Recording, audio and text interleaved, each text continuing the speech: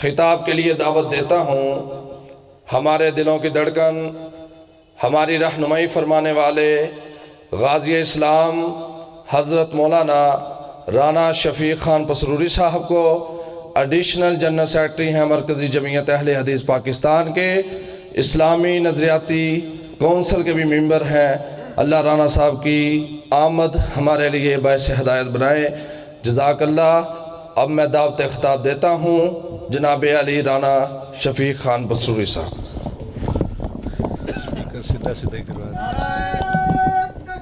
الصادقین واحسن القائلین وما ارسلناک الا رحمتا للعالمین۔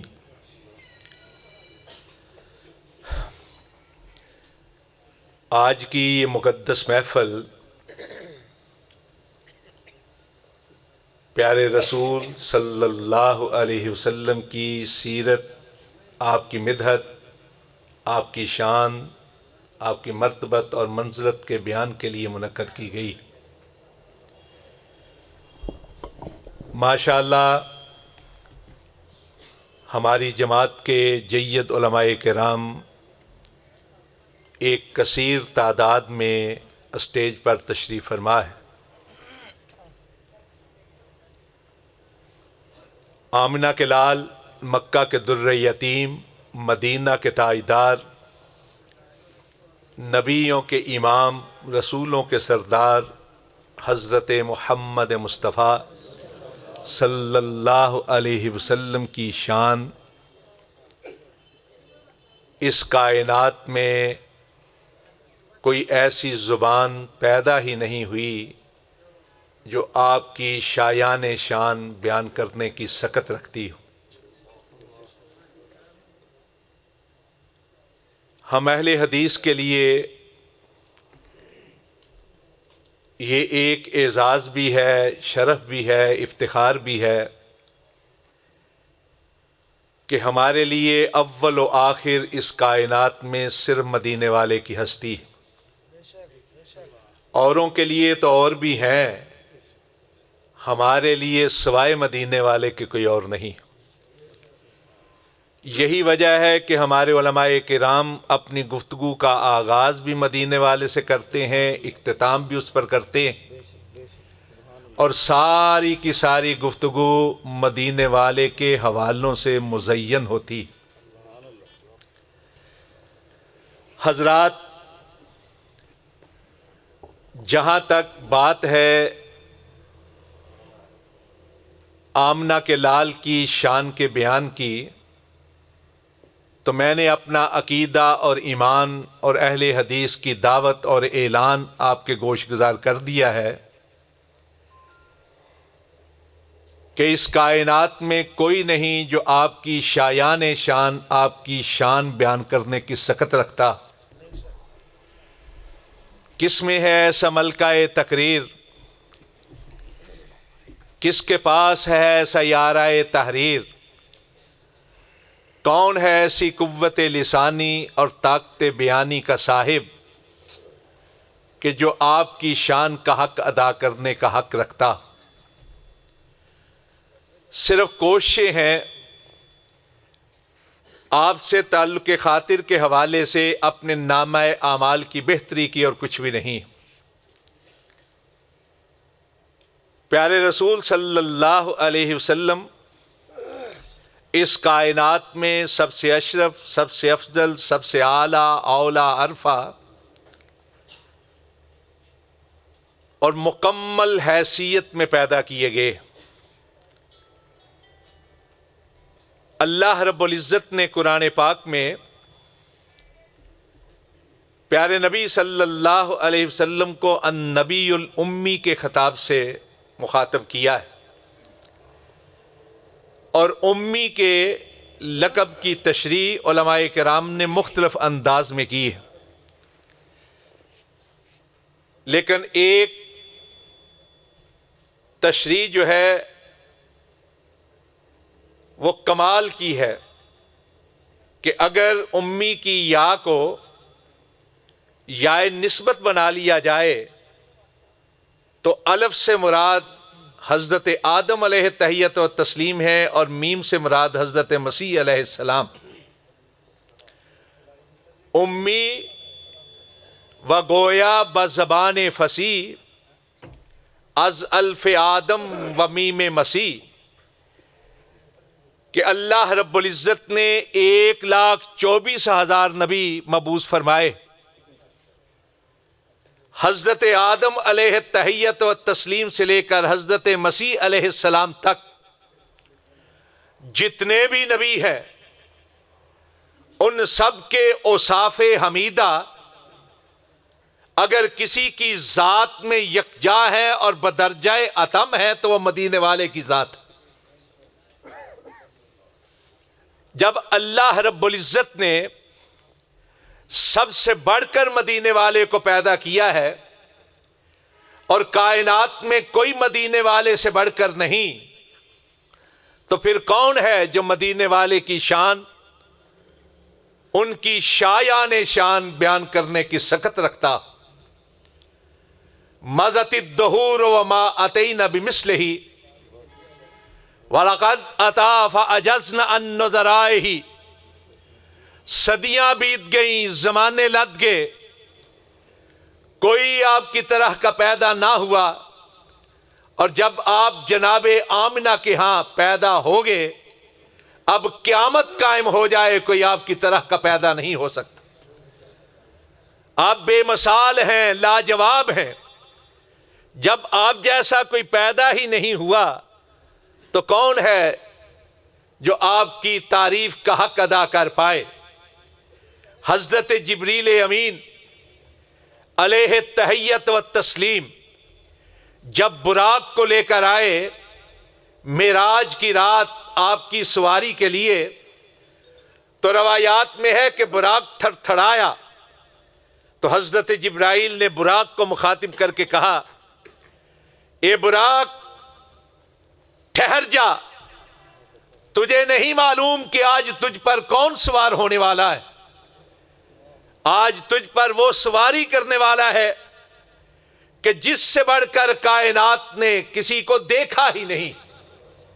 اور ایک اور روایت میں حضرت جبریل علیہ تحیت و تسلیم کے یہ کلمات منقول ہیں کہ قلبت مشارق الارض و مغاربہا لم ارا مثل محمد صلی اللہ علیہ وسلم۔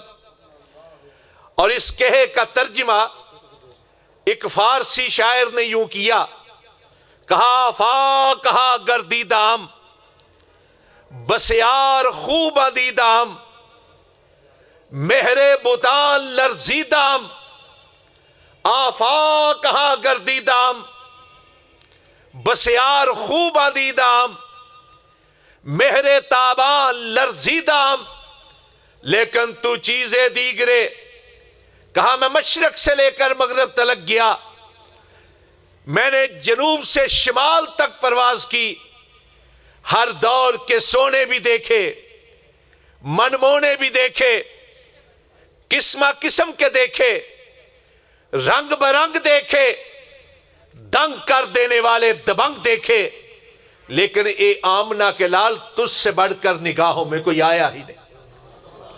اور اس سے بڑھ کر نگاہوں میں کوئی کس طرح آتا کہ اس سے بڑھ کر تو کائنات میں کوئی پیدا ہی نہیں ہوا۔ تو جب اس سے بڑھ کر کائنات میں کوئی پیدا ہی نہیں ہوا تو کون ہے کائنات میں جو اس کی تعریف کا حق ادا کر پائے؟ وہ تو وہ ہے کہ جن کے بارے میں حسان نے کہا، حضرت حسان بن ثابت رضی اللہ تعالیٰ عنہ۔ کون حسان؟ کائنات میں سب سے بڑھ کر مداح رسول، سب سے عظیم نعت خواں، وہ نعت خواں کہ جس کو اللہ کے نبی اپنے منبر پہ بٹھا کر اپنی نعت سنا کرتے تھے، اور فرماتے حسان معید بروح القدس ہے، اللہ جبریل کے ذریعے سے حسان کی مدد فرمائے۔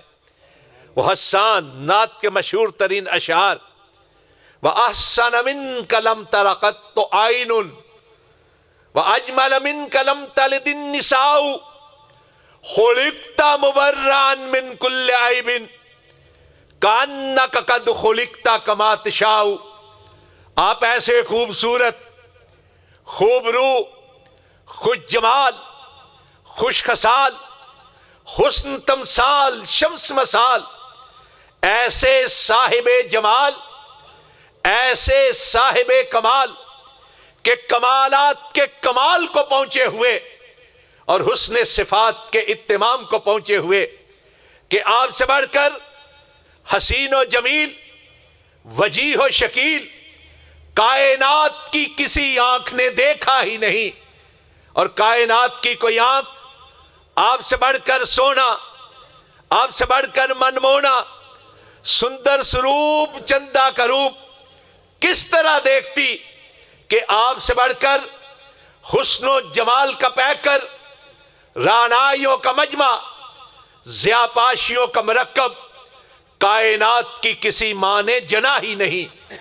آپ عیوب سے مبرہ، نقائص سے مصفہ، خامیوں سے پاک، کجیوں سے صاف اس طرح پیدا ہوئے ہیں کہ ایسے دکھائی دیتا ہے جیسے خالق نے آپ کو آپ کی مرضی کے مطابق پیدا کیا ہے۔ جب آپ سے بڑھ کر کائنات میں کوئی پیدا ہی نہیں ہوا تو کون ہے کائنات میں جو آپ کی تعریف کا حق ادا کر پائے؟ کون ہے اس کائنات میں کہ جس کی ہتھیلی پر آ کر عام سنگریزے اللہ کی تسبیح کی آواز بلند کرنا شروع کر دیں؟ کون ہے اس کائنات میں کہ جو اپنا لعاب دہن ڈالے کسی کھاری کنویں کے اندر تو اللہ اس کے لعاب کی برکت سے کھاری کنویں کو میٹھا کر دے؟ کون ہے اس کائنات میں کہ جس کے لعاب کی برکت سے نبینا ہو جائے؟ کون ہے اس کائنات میں کہ جس کے تھوک کی وجہ سے اللہ کھانے کے اندر اتنی برکت پیدا کر دے کہ لوگ کھاتے چلے جائیں، کھانے میں کمی واقع نہ؟ کون ہے اس کائنات میں کہ بوقت ضرورت اللہ جس کی انگلیوں سے پانی کی آبشاریں نکال دے؟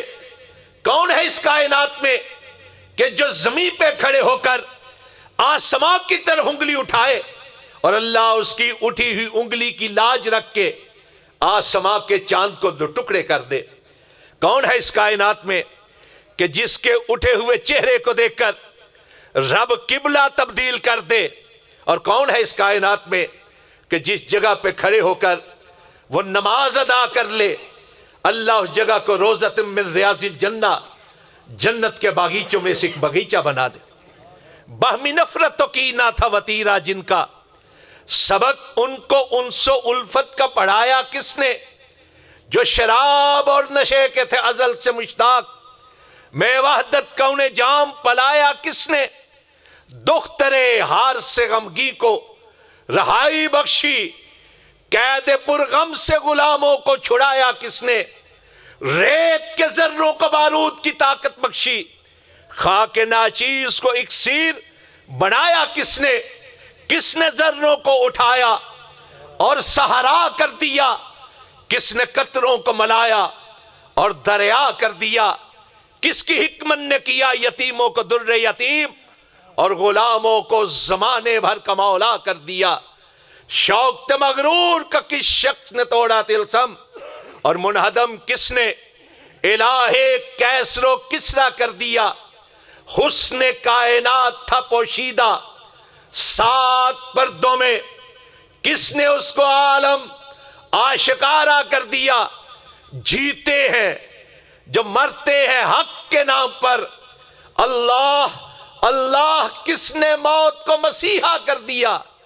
وہ ہے مالک مدحت، وہ ہے صاحب مدحت جناب محمد علی صلی اللہ علیہ وسلم، جس کی نعت نے تعریفوں کو کنارہ کر دیا۔ کوئی نہیں تکبیر، جب اس جیسا عظمت مصطفیٰ کائنات میں کوئی پیدا ہی نہیں ہوا تو کون ہے کائنات میں جو اس کی تعریف کا حق ادا کر؟ حضرات، کوئی لاکھ جتن کر لے، اپنے فہم و ادراک کو، اپنے علوم و فنون کو لاکھ پرے پرواز باندھ لے، جتنا چاہے اونچا اڑنے کی کوشش کر لے، اس بلندی کو چھونے کا تصور بھی نہیں کر سکتا جو اللہ رب العزت نے اپنے سونے کے ذکر کے ساتھ خاص کر دی. وَرَفَعْنَا لَكَ ذِكْرَكَ، جس کے ذکر کو عرش والے نے بلند کیا ہو، کائنات کا کوئی انسان چاہے بھی تو اس کی تعریف کا حق ادا نہیں. یہ ہے اہل حدیث کا عقیدہ، یہ ہے اہل حدیث کا ایمان، یہ ہے اہل حدیث کا اعلان اور اعلان کہ اس کائنات کے اندر مدینے والے کی ذات جیسی کسی کی ذات نہیں. وہ سب سے اشرف ہے، وہ سب سے افضل ہے، وہ سب سے اعلیٰ ہے، وہ سب سے اولیٰ ہے. میں آخرش اپنی گفتگو کا اختتام مسند دارمی کی ایک حسن روایت پہ کرنا چاہتا ہوں. خود رسول پاک صلی اللہ علیہ وسلم نے ارشاد فرمایا، ایک روز میں وادی بطحا میں آرام کر رہا تھا، میری آنکھیں سو رہی تھی، میرا دل جاگ رہا تھا کہ ایسے میں آسمان سے دو فرشتے نازل ہوئے، ایک زمین پر آن ٹھہرا، دوسرا فضاؤں میں معلق محو پرواز رہا. پھر ایک فرشتے نے میری طرف اشارہ کر کے دوسرے فرشتے سے پوچھا، کیا یہ وہی ہے جن کی طرف ہم کو بھیجا گیا ہے؟ دوسرے کہا ہاں ہاں یہی تو ہیں. فرمایا پھر ایک ترازو قائم کیا گیا، اس کے ایک پلڑے میں مجھ کو رکھا گیا، دوسرے پلڑے میں ایک عام شخص کو رکھا گیا. میرا پلڑا وزنی ٹھہرا، پھر ایک کی جگہ 10 میرے ساتھ ترازو کیے گئے، تولے گئے. میرا پلڑا تب بھی بوجھل ٹھہرا، پھر 100 کو میرے ساتھ تولا گیا. میرا پلڑا پھر بھی وزنی کا وزنی رہا، پھر 1000 کو میرے ساتھ وزن کیا گیا. 1000 والا پلڑا یکدم اوپر کی طرف اٹھا، بے وزنی کی وجہ سے ہلکورے لینے لگا. کانما ینصرون علی من خفت المیزان، ایسے دکھائی دیتا تھا کہ بے وزنی کی وجہ سے ہلکورے لینے والا یہ پلڑا الٹ جائے گا اور 1000 کے 1000 مجھ پر آن گریں گے. ایسے میں ایک فرشتے نے دوسرے سے کہا، اور حضرات یہی ہے مسلک اہل حدیث، یہی ہے اہل حدیث کی دعوت، یہی ہے مقام مصطفیٰ صلی اللہ علیہ وسلم. جو ایک فرشتے نے دوسرے سے کہا کیا گن گن کے تول رہے ہو؟ لا وزنت الدنیا کلہا لرجہہا، اگر ایک پلڑے میں اکیلے آمنہ کے لال ہوں اور دوسری پلڑے میں ساری کائنات کے مفکر، ساری کائنات کے مدبر، ساری کائنات کے مصلح، ساری کائنات کے ریفارمر، سارے امام، سارے فقیہ، سارے مجتہد، سارے بڑے سے بڑے صاحبان جمال، صاحبان کمال، صاحبان بدیع و بیان، جتنے پیر فقیر، خوبصورت خوبرو، دھنگ کرنے والے دبنگ، ساری کائنات کے بڑے چھوٹے سارے کے سارے ایک پلڑے میں ہو. لا وزنت الدنیا کلہا لرجہہا، رب کعبہ کی قسم ساری دنیا والے مل کر بھی اکیلے آمنہ کے لال کا مقابلہ نہیں کر سکتے. یہی مسلک اہل حدیث ہے کہ اگر مدینے والے کی ذات جیسی کوئی ذات، مدینے والے کی ذات جیسی کسی کی ذات، جب مدینے والے کی ذات جیسی کسی کی ذات نہیں تو رب کعبہ کی قسم مدینے والے کی بات جیسی بھی کسی کی بات نہیں. یہی مسلک اہل حدیث. آج لوگ گالیاں دیتے ہیں، تان کرتے ہیں، تشنیع کرتے ہیں، انگلیاں اٹھاتے ہیں، یہ وہابی ہیں، یہ بے پیرے ہیں. لوگوں، حضرت علامہ شہید فرمایا کرتے تھے کہ ہم نے کسی کا باپ نہیں مارا، کسی کے گھر چوری نہیں کی، خون نہ کر دائم، کسے رہ نہ کچھ دائم، جرمم ہمی کے عاشق روئے تو گشتائم. ہمارا جرم صرف یہ ہے کہ ہم یہ کہتے ہیں سب کی عزت، سب کا احترام بجا، لیکن مدینے والے کی ذات جیسی کسی کی ذات نہیں. اگر اس کی ذات جیسی کسی کی ذات نہیں تو پھر اس کی بات جیسی بھی کسی کی بات نہیں. اس کے ہوتے ہوئے کسی اور کی طرف دیکھنا گوارا ہی نہیں. واقول قولی ھذا استغفر اللہ لی ولکم اجمعین.